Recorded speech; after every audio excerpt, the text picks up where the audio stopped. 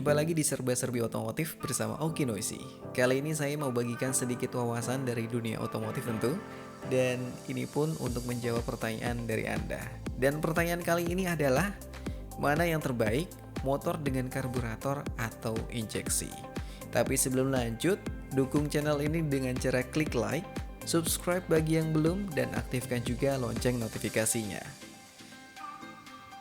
Baik, kalau sudah, tanpa basa-basi lagi, mari kita mulai pembahasannya.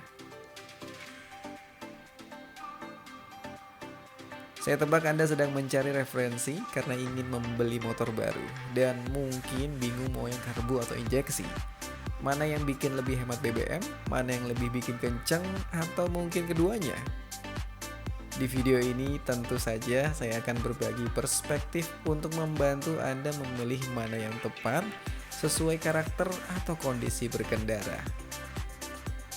Karburator merupakan teknologi yang pertama digunakan pada kendaraan bermotor sebagai alat yang vital untuk menghidupkan mesin. Untuk menjelaskan cara kerja karburator, anggap karburator sebagai tabung yang memasukkan campuran udara dan bahan bakar ke dalam sebuah silinder dari salah satu ujungnya dengan filter udara yang terpasang di ujung lainnya. Lalu di suatu tempat di tengah tabung ini ada area saluran udara yang dibatasi untuk meningkatkan kecepatan udara yang lewat. Area kecil ini atau bagian dari sistem karburator kita kenal dengan nama venturi. Dengan meningkatkan kecepatan udara melalui area sempit, kantong bertekanan rendah pun dibuat, yang pada gilirannya memfasilitasi penyedotan bahan bakar. Fenomena ini sejalan dengan prinsip Bernoulli yang menyatakan bahwa kecepatan fluida atau udara yang melewati tabung berbanding terbalik dengan tekanan yang diciptakannya. Poin penting yang perlu Anda tangkap di sini adalah seluruh set pada karburator ini sangat sederhana dan sepenuhnya mekanis tanpa elektronik atau sensor yang ikut bermain.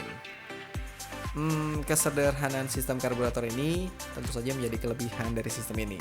Jika Anda mau belajar sedikit tentang cara bongkarnya, sudah membuat Anda seperti montir profesional, terutama saat ketika Anda mencoba membersihkan karburator sambil dipost di Instagram ya.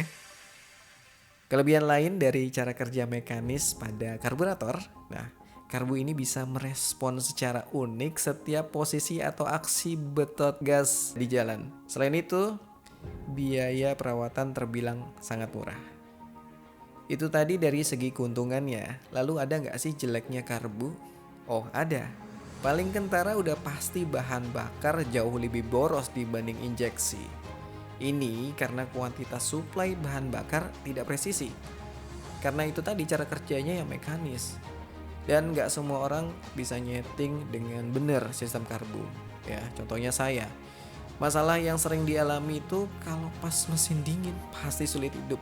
Dalam beberapa kasus, sistem karbu menjadi penyebab getaran mesin dan masalah busi yang cepat kotor dan cepat rusak. Oke, kita beralih ke sistem injeksi sekarang. Perangkatnya memanfaatkan elektronik dan sensor yang kompleks. Kalau sistem karburator, bahan bakar diambil dari tangki.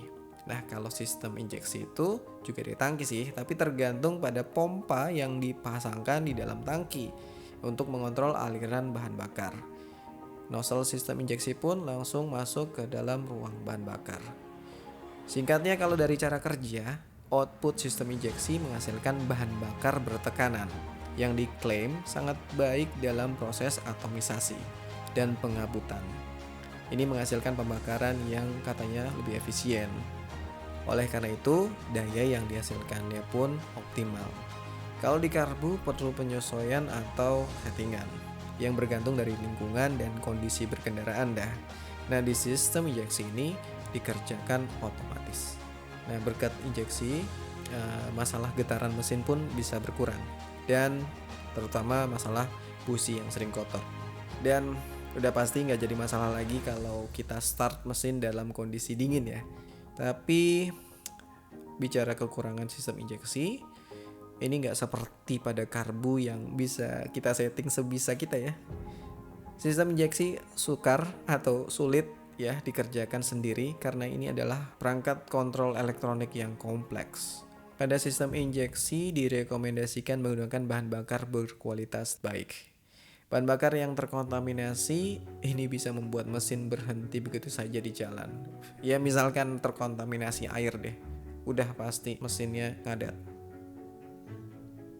Nah kesimpulannya, baik sistem injeksi maupun karburator, keduanya sama baik, tapi melihat tanggung jawab terhadap lingkungan, di mana kita sama-sama berusaha menekan emisi yang lebih rendah dan masalah penghematan bahan bakar. Solusi terbaik dipegang oleh sistem injeksi. Harga sistem injeksi memang terbilang mahal dan katanya ini tidak dapat diperbaiki. Namun seiring berjalannya waktu, soal harga dan biaya perawatan mungkin tidak relevan lagi jika ditukar dengan kenyamanan. Bener gak? Tapi ini tidak mengecilkan kelebihan sistem karburator ya. Di karburator itu perawatannya terbukti sangat mudah dan murah. Nah ini keuntungan yang sangat signifikan.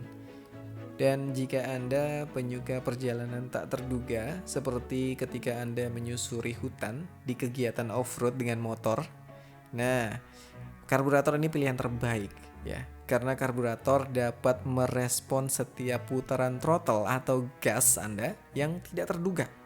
Ini relatif sangat sulit diperoleh kalau Anda pakai sistem injeksi ya. Demikian penjelasan singkat dari Okinwisi. Bagikan jika ini bermanfaat. Dan akhir kata, terima kasih. Sampai jumpa di episode lainnya. Bye-bye.